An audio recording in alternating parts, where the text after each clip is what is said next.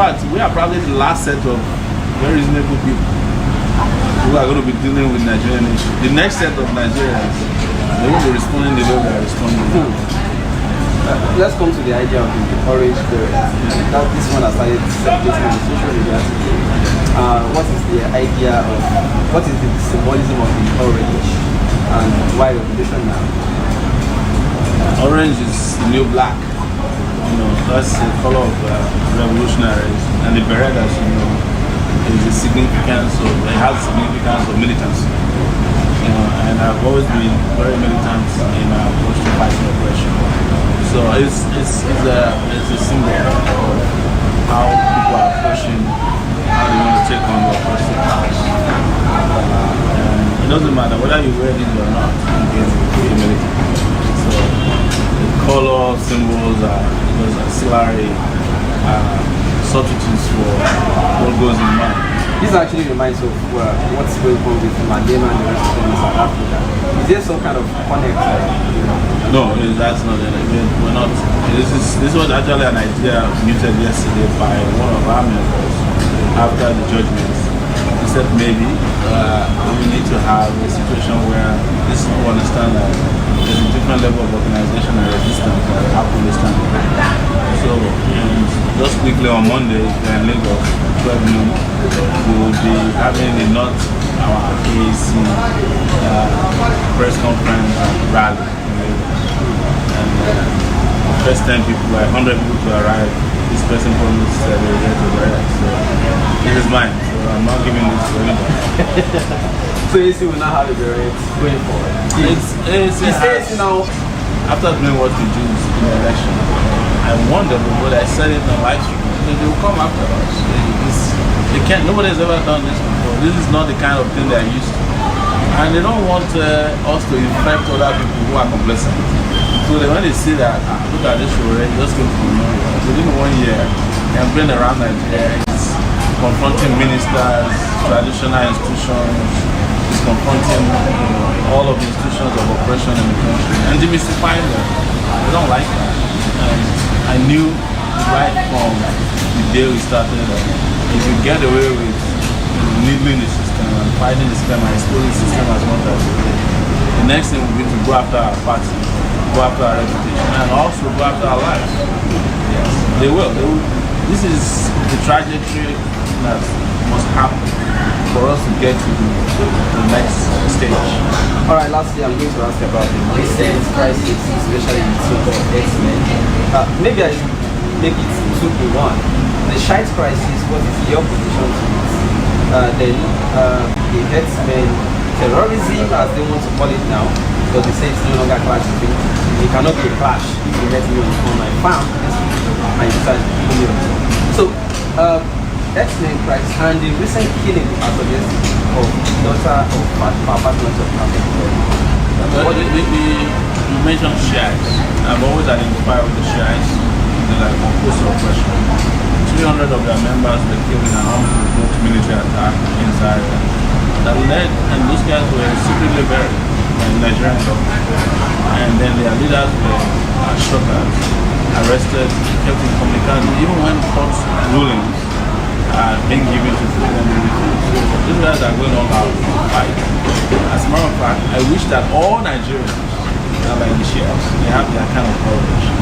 And by now, this nonsense would have been over. It would have been a revolution last week when if 1 million Nigerians attacked the National Assembly in a peaceful protest, they will take it over. And that's one symbol of authority that the moment you take it over, you serve a notice to those in power. So that is the way we must understand what is going on with shares. They got music grass, get treatment for their cartridge, send their children to school there if they want to. And the government, it's a win-win situation for people. You have an abattoir there, and they use the droppings of the cow to generate electricity, fertilizer, all those great things that can happen. And it's not going to be limited to only herdsmen. Look, anybody who wants to do commercial, everything is ascribed to herdsmen. Whether we see them or not, there are certain things that are characteristics of how they operate. And when we see that in any attack, we just allocate it to them. But what we must not forget is that this country is unsafe at every level, and that the people who are managing the country, in fact, we are excusing them from their responsibilities by saying the herdsmen. Because herdsmen is an easier way to wish away an assassination that took place. Yeah, it could be an assassination that just took place yesterday, and it could have been carried out by anybody. But because herdsmen is a new metaphor for how we wish away our problem. Well, herdsmen is did it. But we are not talking about the police not doing his job, Buhari not doing his job, and figuring out how to get rid of all these people. Otherwise, this country is going to fall apart in a matter. We're getting there. So, just to follow up on that, and on the herdsmen, the Ruga idea, do you support or oppose the opinion? No, I'm opposed to that. Ruga is not what it is. Ruga is their own definition of how to create colonies for Fulani herdsmen in other places, and with the government backing. That doesn't solve the problem. Commercial ranching, my own idea, and I've said it before, the commercial ranching or commercial ranching. Even churches can have a ranch. Look at Redeemed Church along the express. Each time they do their Holy Ghost programs, they eat plenty of cows. Why can't they have their own ranch? Big ranch. And be selling to outsiders, right, who need meat. You know, it's the way it works. You know, that plans around the world. Anywhere you go outside of this country, you are driving from one city to the other, you see ranch. In the US, in the Midwest, ranch left, right, and center. Because that's how they operate. That's how they operate meat for public consumption. So the meat industry in Nigeria is about $3 billion. You can't leave it in the hands of people who are roaming around. The reason why we are killing ourselves over cows is because there's demand for cows and there's not enough supply. It's simple as that. So to solve the problem, create enough supply for it so that the supply can meet the demand. They haven't told Muslims that some of the herdsmen you're hearing about, they're not even from the north. Some of them are in Ibadan, the West Coast. They've never been to the north. And the people giving them the cows are rich people, traditional rulers, army generals, because it's a big business. So nobody's thinking about it. We have to be very creative so that all of us just don't get led by the nose, by the people who have different narratives, which is to suit their own personal agenda. What we must focus on is the government has failed in this country to live up to its expectations. It doesn't matter whether the herdsmen killing someone in Lagos Ibadan Express or Benin Orero or in Zamfara or in Katsina, anywhere, and nobody deserves to die under any circumstance. And the only person that can protect citizens, that's licensed to protect citizens, armed to protect is government. The government is not doing its job. That very particular role is so important that the moment government cannot do that, the government should pack and leave. Thank you very much, people. That's just the brief, the update from Mr. Omoyele Sowore, leader of the City Back movement. And now, revolution now. I'll see you again some other time. Please, we're going to read questions from... many people are just agreeing with you. Most of them don't want to even ask questions. One question I saw is somebody asking you to give account of your spending at least. Oh yeah, we did that already, and this is very important. Thank you very much for that. I've seen some comments, even videos online posted claiming that we didn't account for. That's not true. In fact, if there's anything they're angry with us about, the fact that we gave an account of how we received money, spent it. And you can find it on my website, the campaign website, Sowore2019.org, and also the AACparty.org website. We broke down how much we received and how much we spent. Nobody, not even the Buhari, the so-called Mr. Integrity, could do that. Not the static, none of the younger candidates did it and placed it in the public domain. So that the reason I placed it in the public domain was that because there was promise that I made was not my money, and people contribute to me, I see that as a sign of faith and trust. And secondly, so that if anybody has anything to challenge You can look at it and come back and say, hey, I've downloaded the account. It didn't tally with what you said you received. But beyond that, the account has been there for 2 months. Beyond that, we were during the election announcing people were making donations to us and how we moved. I also saw one laughable video in which somebody said I stayed in a hotel. I was coming there. And you have to understand that these guys you have to understand that these guys are not very, very smart. I ran for the presidency from can you hear me? Is the audio buzzing? Somebody is saying no audio. Is the audio buzzing? So I ran from February 2018 to February 2019. And for the first few months, we didn't have a party. So if I stayed in a hotel, that means that I didn't go out any day. I have a public calendar that I can release to anybody who wants to know how well I traveled around the world. Not so for a week I was in Australia. Was I in that hotel? For another week I was in the US. I was in South Africa. You know, I was in Benin City twice. Did I come back to sleep in a hotel in Lagos? You know, I was in Kaduna. I was in Kano. Do they have hotels like that in all? You have to break. Sorry, you have to break. People, everybody is complaining. Nobody knows what they sound. What happened? This what's that? What's that? What's up? Somebody said we can hear you. You know how people hear. But it's conference. It's like yes. So don't forget we're also live online, so be careful how you insult your viewers. Okay, start. Just to rank it up. For me, I won't go. About use that be right. Alright, so let's continue. Come on, let me think about it. Maybe I won't go. Maybe this time my present. Alright. I would like it.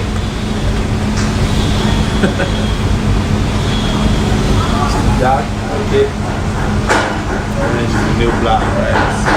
Orange revolution now. Thank you. We'll talk now. Yeah. Alright, good. So, I people make no sense sometimes, but because there's also a death of critical minds. People just accept rubbish for take it, gullible. So I travel around this country. I never even spent much time in Lagos when I was campaigning. I was traveling an average of every week. We are in different parts. In some places we went twice. Let's assume that 52 weeks. 52 weeks in a year. If we went to 34 states, some of them twice. That means we spent 1 week in each state. That's already 34 weeks spent traveling. If you add that to the trip to the US several times, South Africa, Ghana, twice, UK, twice, we went to Scotland, traveled, spent days. We went to Australia, spent a week there. You understand? We went to Spain, we went to Germany. So we spent a week in almost all of these jurisdictions across the world, outside the country. So if you have about 17 of those trips, there's also like almost 17 weeks. So what time do I have to stay in a hotel in Lagos? Another allegation is that the hotel costs about 200,000 per night. But when Google just help people. In the first place, I was staying all around the place. But Google is your friend. The hotel, you can Google their price. If assuming that you believe the rubbish, you can at least Google the price of the hotel and find out that you have just been misled. So, but the reason why this kind of allegations might stick with Nigerians is that we have been so debased that people don't understand that there's utility in finding and getting work done. For example, when I travel, I'm not looking for luxury. I'm looking for internet. That's the most important thing to me. If I'm getting on an aircraft now, the most important thing is to ask if the aircraft has internet. Because that's what I breathe. it's a new life we live, you know. Nobody's living a life of sitting down in a house. You know, if I wanted to be living a luxurious life, I could have rented a big ass house in Lagos, you know, and be paying the rent whether I live there or not. You know? And most importantly also, we were traveling with about an average of 30 persons. You know? So if the 30 people stayed in one room for 270,000 naira, how much do you think that would be per night? We consume all the money we have on hotels, you know. So this is just doesn't make sense. I didn't react to them because I know that these are just side talks that are meant to describe and to feed some gullible person. Don't forget, there was a time in this country, in the 2015 election, they concocted a story that I have a 5 million naira mansion in California bought by dollars. I'm still looking for the house today. Can't find it. You know, when I was fighting Saraki, they went and created a fake bank account of Bank of America, put my name, but instead of putting Omoyele, they put Omoyele. The person didn't know my name. And it looks original. Some people start asking me, so you have $1 million and you didn't tell us? You know, people start asking me, sending requests for money. So it's ridiculous the extent to which people can go. But over time, you know, this is become the past. People will realize that it's just rubbish. They know that they can't hold us on anything. They don't have anything on me. So the important thing is for them, what is left is just make up a story that is believable. Don't also forget that there was a time before the election, something was went viral. A young man created an audio saying that I demanded money from him. Some people believed it. In fact, that was the first thing we faced. Into the election, a lady made up a story that I collected tapes of children that were being raped from her and sold it to some people in Lagos. When I came out with my explanation, everybody was surprised. So it turned out I never met her, but she never gave me any tape. She now later recanted that she never gave me any tape, but somebody from our office came to take her and they didn't give her the tapes. So I'm used to the fact my entire life, starting from 30 years ago, authorities, systems have always, institutions have always lied against me. When I was at the University of Lagos, the university confronted the story. The biggest lie at that time that I was a member of the court. Some people believed it. Whereas I was the one who was fighting court groups on campus. You know, by the time I was trying to graduate, they made up another story. Since my NYC, after I went to NYC, made up a story, detained me after NYC in the military guard room. So maybe it's time I write a book so that people can understand that this is just a trajectory of my life. You know. But who haven't they lied against me before? Everybody. If you're a revolutionary minded person, I'm not saying that people lie against you. Martin Luther King, when he was at the peak of his resistance again, before they killed him, they told a lie. They wrote to him, presented a dossier to him of things they said he was doing, and they asked him, "Is it not better you commit suicide?" So it's always like that. This is a repetition of history, but over time and one day we will all look back and laugh at it, and I hope people can laugh about it. And I didn't want to address some of these issues, but I do so for the sake of younger persons who might be gullible, who might believe some of this rubbish. You just understand that there's no basis in this life, and there's no point being mindset. The ultimate is the day of judgment is near for the presence of this country, and nobody can stop it. Would you be contesting against 2023 against 2023? You know, I said something, let's wait to 2023 and see who's left.